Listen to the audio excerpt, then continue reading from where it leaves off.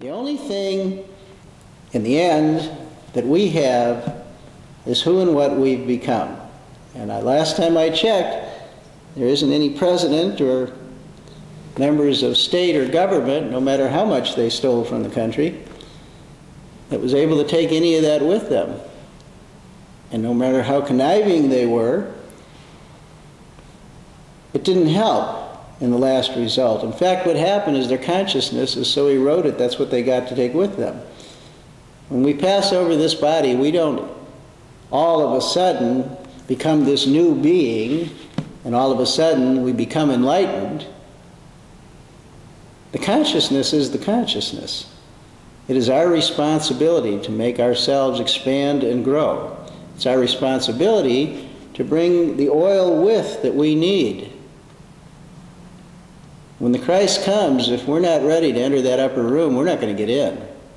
And we're going to have to go away, and we're going to have to spend a lot of time under the tree with Buddha till we raise ourselves in consciousness for the next coming. In fact, we're never even going to see when it happens. But as we work in consciousness and we continue to work to grow, when Christ comes, we not only see it and recognize it, but we embrace it. And we're not as concerned about the economy of the country and where everything's going to, because we know that there's something far better, far greater, and that we can survive whatever takes place on this worldly plane, because it doesn't go with us. The consciousness is what goes with us. The consciousness of love, not the consciousness of being without, not the consciousness of fear of losing. That goes with those that accumulate things out of fear of losing. We have the consciousness of love that we take with, the consciousness that allows us to continue to grow, the consciousness of harmony, the consciousness of peace. If you have that consciousness, there's no amount of money that can buy it, and there's no amount of money that can disturb it. It can't take it away from you. So we have a Christmas season here, and we get to look at that. Our particular scripture went on and talked about the guy with the money and the talents. And he distributed among certain others. And certain others were ready to receive that and do something with it. They took that talent and they continued to move forward and increase with it, and others weren't ready to move forward. In fact, they were so tied to the physical plane out of fear that all they did was go bury themselves in a corner. Scripture's pretty clear. I knew you were a tough guy, and I knew when you came back there was going to be an accounting, and so I was afraid, man. I went and hid. And nothing happened. There was no growth. And Dr. Bassell is very clear that the Scripture represents knowledge and understanding. You came here with a certain amount of knowledge, and it's our responsibility to take the knowledge that we came in with and make it increase and grow. And yet one of the first things that happens with mankind is they stop increasing and growing. In fact, what they try to do is they try to find a niche where they don't have to grow anymore, or that thing just keeps producing and they can sit back and do nothing. Our responsibility is to grow in knowledge and consciousness. That's our responsibility. And at the end, when this is over, if we haven't, we have no progress. We're still stuck right where we were. If we fear the wolf at the door, we're going to fear the wolf at the door when we make our transition. It's that simple. And if we don't take the time to do something about it ourselves, it can't happen. This is a season coming up that allows us to look forward to all of those things that the Christmas and Christ season affords us. And I know we have slogans coming up that say Happy Holidays, and I won't repeat what Matthew has to say about that. He can tell you at breakfast what he has to say about Happy Holidays. It's not fit for ears here at the moment.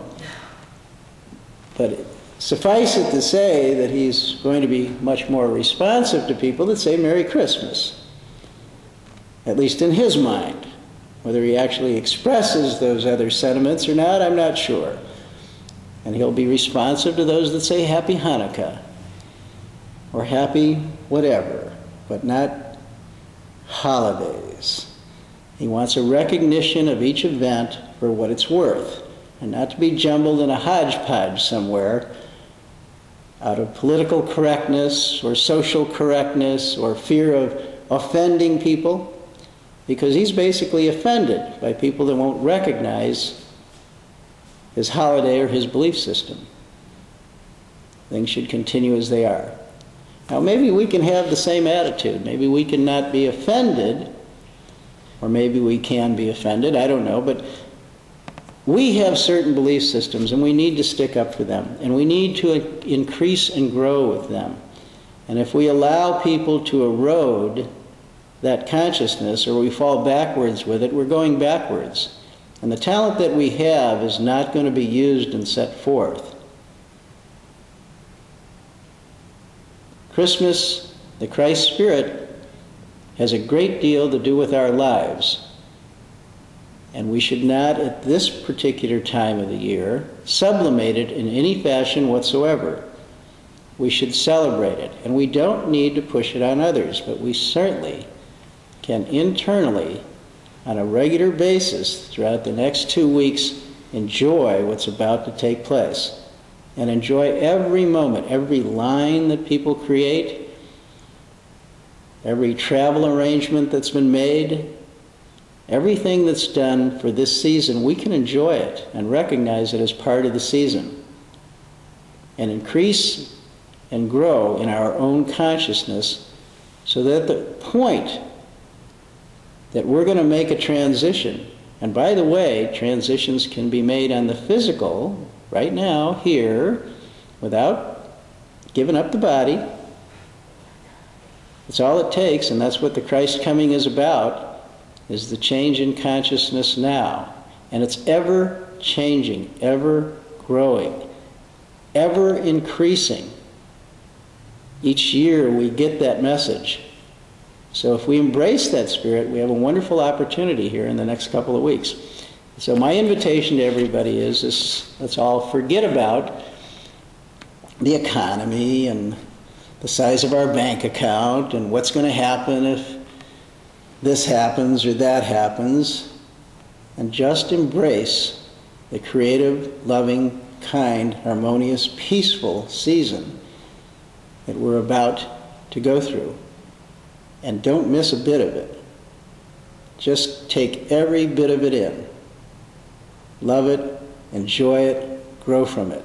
This is our opportunity. Thank you. And let's now join in the acceptance statement.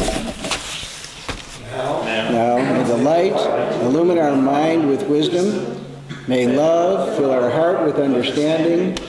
May the one life shine forth from our innermost being, so that we walk renewed in light, life, love, today, tomorrow, and forever.